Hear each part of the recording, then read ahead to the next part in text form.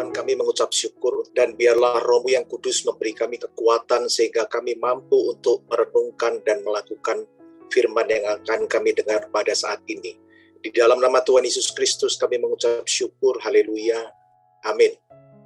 Shalom Bapak Ibu yang dikasihi Tuhan, saat ini kita akan berbicara tentang bagaimana menjadi inspirasi bagi sesama. Inspirasi atau menginspirasi adalah berbicara bagaimana kita mengilhami supaya orang lain itu ingin meniru apa yang kita lakukan atau menirukan kita. Misalnya banyak orang terinspirasi oleh artis-artis atau orang-orang terkenal sehingga mereka meniru cara berpakaian ataupun mereka meniru cara bagaimana mereka menata rambut mereka. Nah, saudara, kalau saudara ingat akan Nick Vujicic, seorang penginjil dari Australia, bagaimana kehidupannya sudah menginspirasi begitu banyak orang di dunia. Di dalam kekurangannya, Nick tidak punya kedua tangan dan juga tidak punya kedua kaki, tetapi dia sudah menjadi penulis berbagai buku dan menjadi seorang pembicara motivasional yang sudah berhasil menginspirasi banyak orang untuk mereka bangkit dari keterpurukan dan keputusasaan. Dan kalau kita lihat di Alkitab, ternyata sudah banyak juga tokoh-tokoh Alkitab yang menginspirasi kita.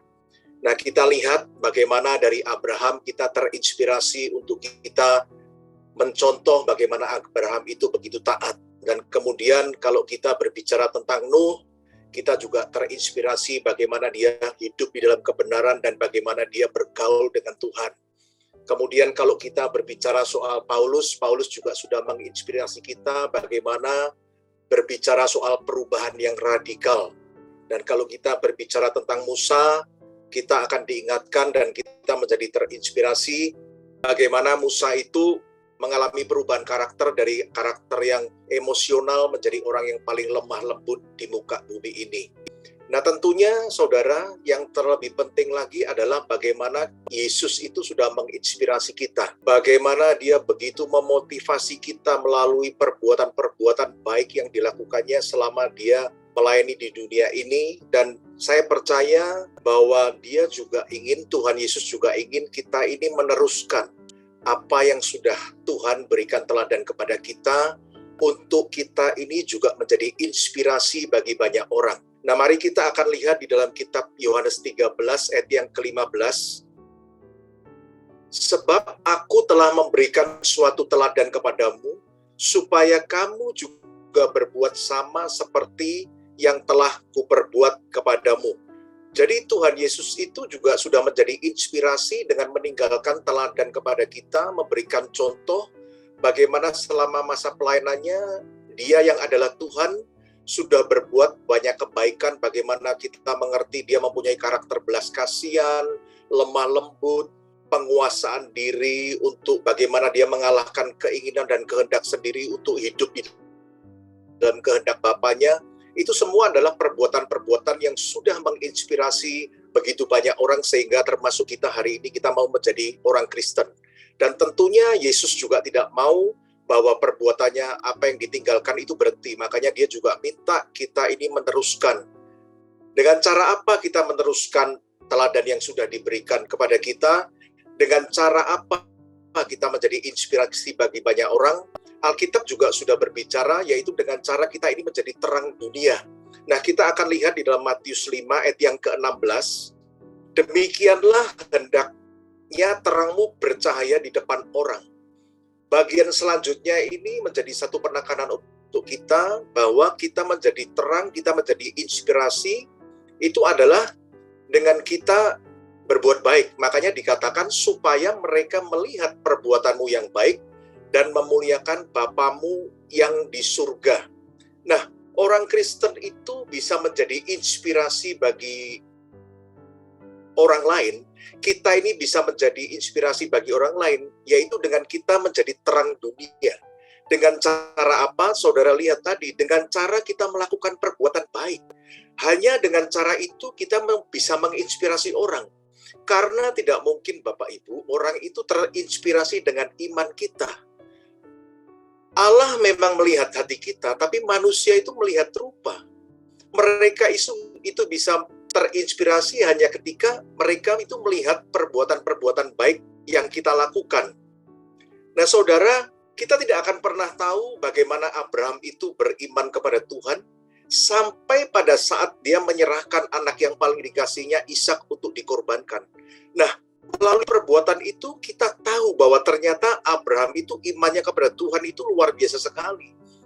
Tapi waktu Abraham tidak melakukan apa-apa, tidak ada orang yang tahu bahwa Abraham itu punya iman yang sebesar itu.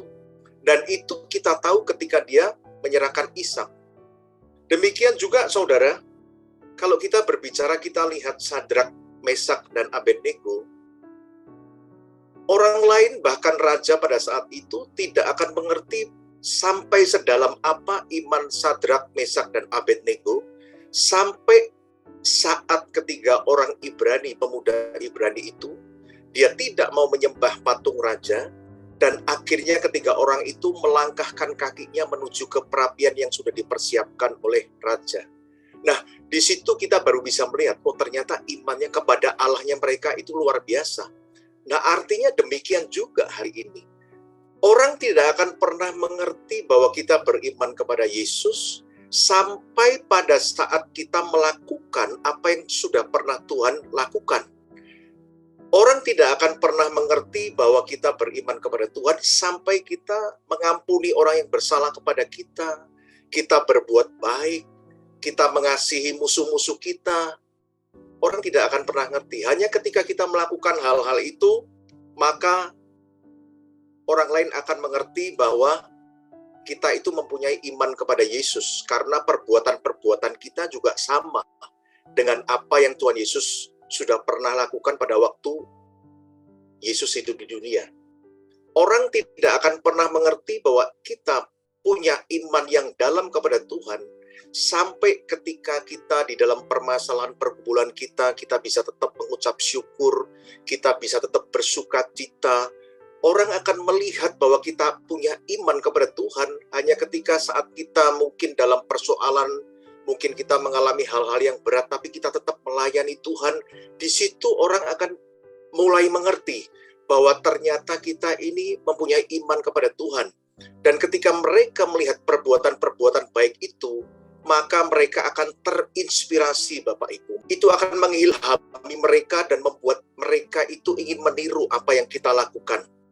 Nah, saya punya kesaksian, tetapi kesaksian yang tidak baik dan juga kesaksian yang baik, bahwa saya pernah menginspirasi teman-teman saya pada waktu saya bandel itu untuk mereka melakukan sesuatu yang buruk. Saya pernah menjadi inspirasi bagi teman-teman saya untuk akhirnya mereka berjudi, mereka ke diskotik, dan sebagainya.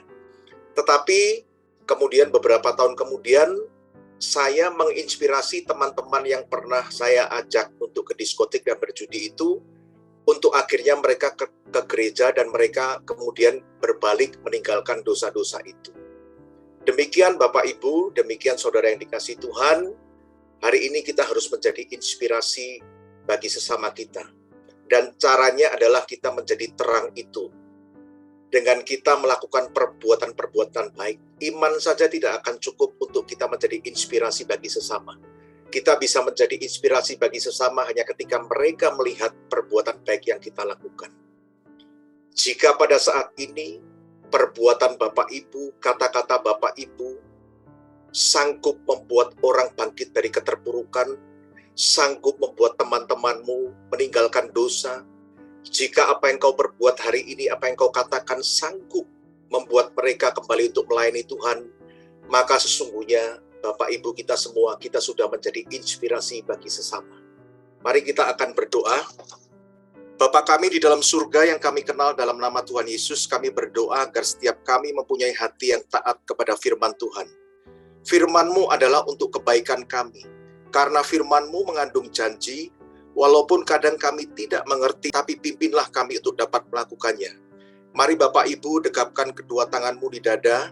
Jika saudara punya pergumulan, persoalan, tantangan dalam karier, studi, keuangan, atau masalah keluarga, kesehatan, apapun juga termasuk perjodohan, Biarlah berkat Tuhan turun ke atasmu dan kekuatan kasih Tuhan turun atasmu.